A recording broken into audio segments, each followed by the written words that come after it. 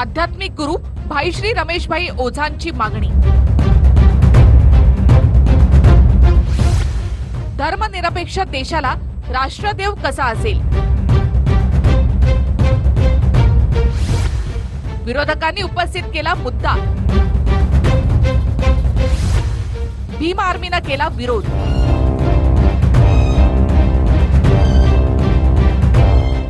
देशात आता लोकसभा निवडणुका अवघ्या 3 महिन्यांवर आल्या आहेत, पण त्याआधीच वेगवेगळ्या प्रकारे वातावरण तापवायला सुरुवात झालीय। या शृंखलेमध्ये आता गणपती बाप्पाचा नंबर। गणपतीला चक्क राष्ट्रदेव करण्याची मागणी करण्यात आली आहे। हिंदू धर्मामध्ये अनेक देवदेवता आहेत। महादेव, विष्णू, राम हे लोकप्रिय देव आणि अवतार आहेत, पण यांच्यापैकी कुणालाही राष्ट्रदेवता निवडा अशी मागणी करण्याऐवजी गणपतीलाच पसंती देण्यात आली आहे। अर्थात गणपती हे सर्वात लोकप्रिय दैवत असल्यामुळे ही मागणी करण्यात आली असावी। अर्थात भारतामध्ये अनेक राष्ट्रीय गोष्टी आहेत। भारताकडे राष्ट्रगीत, राष्ट्रचिन्ह, राष्ट्रीय प्राणी, राष्ट्रीय खेळ अशा गोष्टी आहेत। त्यामुळे विद्येची देवता असलेल्या गणपती बाप्पाला राष्ट्रदेव म्हणून मान्यता मिळावी असा मुद्दा आध्यात्मिक गुरु भाई श्री रमेशभाई ओझा यांनी उपस्थित केलाय। गणतंत्र जहां है, प्रजातांत्रिक शासन व्यवस्था जहां पर है, वहां का राष्ट्रदेव हो सकता है गणपति। और गणपति की तरह वो लंबी सुंड होनी चाहिए। जो राष्ट्र का नेता है, जो लीडर है, वो बड़े कान वाला होना चाहिए, वो सबकी सुने। रमेशभाई ओझा यांच्या हस्ते MIT school of government Pune, MIT world peace university Pune आणि भारतीय छात्र संसद फाउंडेशन पुणे यांच्या संयुक्त विद्यमानं आयोजित 9व्या भारतीय छात्र संसदेचं उद्घाटन झालं। यावेळी रमेशभाई ओझा म्हणाले की राष्ट्राच्या नेत्यानं सर्वांचं ऐकलं पाहिजे। त्याची इंद्रिये हत्तीसारखी असावी।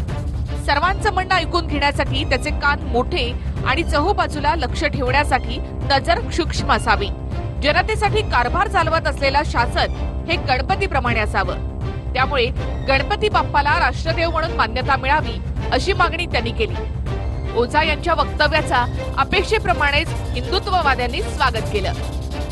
राजकारणी हा लोकप्रतिनिधी असतो आणि जेव्हा लोकांचं आपण प्रतिनिधित्व करतो तेव्हा आपण सूक्ष्म निरीक्षण करणं, लोकांना काय वाटतं, कमी बोलणं की ज्यामुळे वाद उत्पन्न होणार नाही आणि जास्तीत जास्त अभ्यासू वृत्ती असणं, लोकांचं जास्तीत जास्त ऐकून घेणं, त्यांच्या समस्या काय आहे किंवा तुम्ही तुमच्या बुद्धीने किंवा तुम्ही त्या नियम जे तुम्ही बनवताय त्या नियमांसाठी तुम्ही जास्तीत जास्त अभ्यास करणं हे मात्र नक्कीच लागू झालं पाहिजे। धर्मनिरपेक्ष असलेल्या भारतासारख्या देशात हिंदू बहुसंख्य आहेत, हे सत्य आहे। पण हिंदूंशिवाय मुस्लिम, बौद्ध, शीख, ख्रिश्चन, पारशी, जैन असे अनेक धर्म आणि जाती इथे नांदत आहेत। यापैकी कोणत्याही धर्मानं त्यांची देवता राष्ट्रदेव करावी अशी मागणी केलेली नाही। त्यामुळे गणपती बाप्पाला राष्ट्रदेव करण्याच्या मागणीला मोठ्या प्रमाणामध्ये विरोध होऊ लागलाय। देवाला कोणत्याही प्रांत आणि जातीत, धर्मात विभागू नका असा मुद्दा आता उपस्थित करण्यात आलेला आहे। हा देश जो आहे हा हिंदू राष्ट्र नाहीये। हा देश धर्मनिरपेक्ष असा देश आहे। हा देश, या देशामध्ये हजारो जाती, धर्म, पंथ अशांचा मिळून हा देश आहे।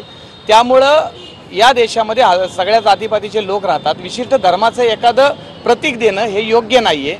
आणि जी बाकीची प्रतीकं आहेत देशाची, राष्ट्रगीत असेल, बोधचिन्ह असेल, राष्ट्रचिन्ह असेल, ही देशभावना आणि देशावर प्रेम व्यक्त करण्यासाठी असतात।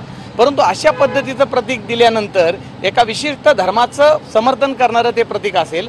कुराणात अल्लाह सांगतो की अल्हम्दुलिल्लाहि रब्बिल आलमीन, की प्रशंसा आहे, स्तवन आहे त्या पालनकर्त्याची जो समस्त विश्वांचा पालन करता आहे।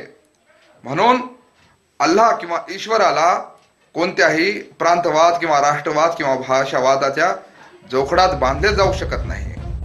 निवडणुका जवळ येत असतानाच गणपतीला राष्ट्रदेवता घोषित करण्याची मागणी झाली।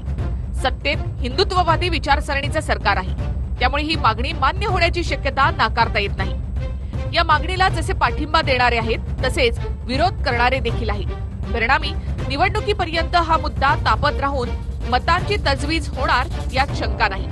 पण आता असं असलं तरी स्वस्त राजकारण पाहून सर्वसामान्य नाराज होत आहेत। राजकारण्यांनी देवाचं राजकारण करू नये असं सर्वसामान्यांचं मत आहे। आता गणपती बाप्पानंच नेते, राजकारणी आणि सत्ताधारी यांना सद्बुद्धी द्यावी हीच अपेक्षा। औरंगाबादहून अमित फुटाणेसह सागर आव्हाड, TV9 मराठी, पुणे।